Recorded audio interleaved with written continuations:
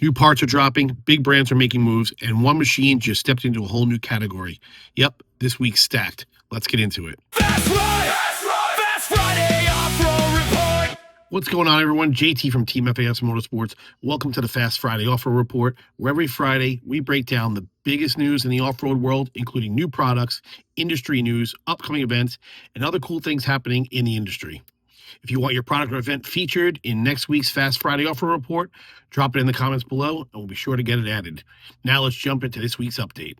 We're seeing more and more riders getting their machines ready for the season, and honestly, parts are starting to move fast. So if you're thinking about upgrading or just getting some service stuff, don't wait too long, because some stuff is starting to go out of stock. So it'll be a little while. So if you want to get ready for some of these early spring poker runs and stuff like that, definitely get a hold of us. We'll get you hooked up. Let's jump into new product releases. First up, MBRP just dropped a slip-on exhaust for the 25-26 CFMOTO U10 Pro. This is a huge upgrade for the U10 owners looking for more performance and better sound. You're getting better throttle response, more airflow, and a deeper, more aggressive tone, all in one simple bolt-on setup. Next, Real Powersports USA released a front bumper for the CFMOTO UFORCE 600 and 800 XL. Heavy-duty steel construction, full bolt-on install, and even has a pivoting design so you can swing it forward for easier maintenance. Rough Country also dropped a rocker guard kit for the two-seater UFORCE 1000. If you're riding rocky terrain or tighter trails, this is a must-have to protect your machine from serious damage. AJK Offroad released a rear seat Packout system for the CFMOTO UFORCE U10 Pro. This is perfect for keeping your gear organized and secure while you're working out on the machine or heading out on longer rides. AJK also dropped a couple of upgrades for the Kawasaki Ridge platform, an A-pillar light mount giving you a clean way to run auxiliary lighting, and a rear bumper to add protection and a more aggressive look. Now shifting over to Can-Am, Elektric Off-Road released billet radius rods for the Can-Am X3, specifically the 72-inch models.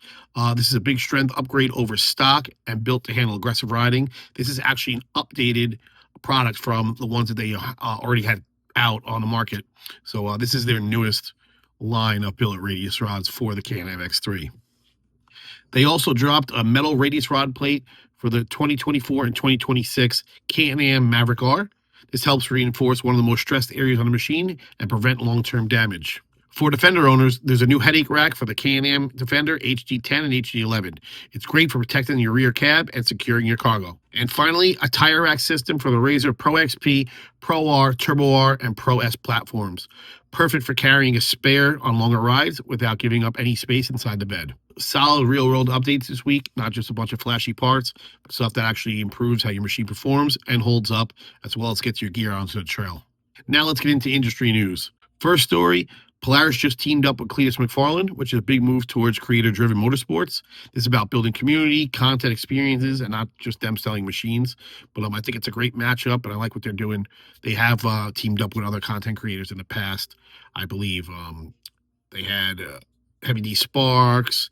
They had some of the snowmobile pros and stuff like that, crossover guys that were doing content creation. So I think it's really good for them, and it should be a pretty wise move. Next up, CFMOTO just launched the ZFORCE Z10. This thing's a serious step in the high-performance market with a turbocharged engine pushing around 150 horsepower, upgraded suspension, and it comes with a full tech package. This isn't an entry-level CFMOTO anymore. So the big question is, are they about to shake up things with the big name brands? I think at the price point that they have, this should be a pretty good contender, especially when you look at the price of like a 2025 and newer XP1000 Razor. And last, Skidoo announced the return of their Snow Pass program. This helps fund trail systems and local riding organizations. And honestly, without trails and clubs, that sport's not going to exist. So which of these is the biggest story you think this week? Let me know in the comments. Let's check out upcoming events. First up, Talon Takeover at Windrock, happening right now from April 9th through the 12th. This is one of the biggest Honda Talon events out there with tons of riding and community meetups. Next, we have one here local to us on April 13th. Head over to Brew in Rock Hill, New York for lunch or dinner. And a portion of the proceeds will be going to the Knights Order Law Enforcement Motorcycle Club to help support and give back to the community. Next, the annual poker run in memory of Brian Shear, happening May 16th at the Speakeasy Saloon and Resort in Uniondale, Pennsylvania. Another great event for a great cause. It's one that we attend every year. So if you guys are going to go, make sure you get a hold of us or meet up with us as a ride. We'll be definitely happy you guys tag along with us and hang out for the day. That'd be cool, but it's a good event. Also that weekend, the Family Fun Ride at Bear Creek Sportsman in Hancock, New York. That's going on May 16th through the 17th.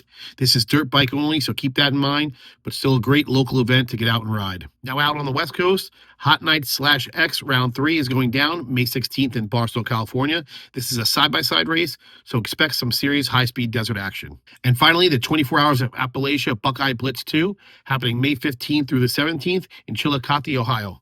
This is a full endurance event for built rigs, side-by-sides, and even dual sport and adventure bikes. Definitely not your average weekend ride. Again, if you have an event coming up, drop it in the comments, and we'll be sure to feature it in next week's report. Now let's talk sales and promos. Right now, we're offering 5% off on all Obor tires through April 30th. So if you're getting your machine ready for the season, tires are one of the biggest upgrades you can make. Better traction, better ride quality, more confidence on different terrains. As always, message us or give us a call. We're happy to get you set up with the right tire and right tread pattern for your machine. Now for this week's question and answer. Are exhaust upgrades actually worth it on a UTV? Short answer, yeah, if you pick the right one. You're going to get better flow, improved throttle response, much better sound. That's, in everyone's opinion. Some people like a deeper sound. Some people want to be super loud. But it's not always about huge power gains. It's about making a machine feel more alive when you ride it. But there are definitely some downsides depending on where you ride. If you're in areas with strict noise limits or decibel restrictions, louder exhaust can get you in trouble. And in a lot of federal riding areas, you also need to have a spark arrestor. So not every aftermarket exhaust is going to be legal. So before upgrading, make sure it fits how and where you ride. If you've upgraded your exhaust, let me know what you're running down in the comments. And that's it for this week's FAS Friday Off-Road Report. If you want your product, event, or question featured in next week's report, drop a comment below. We check them every week.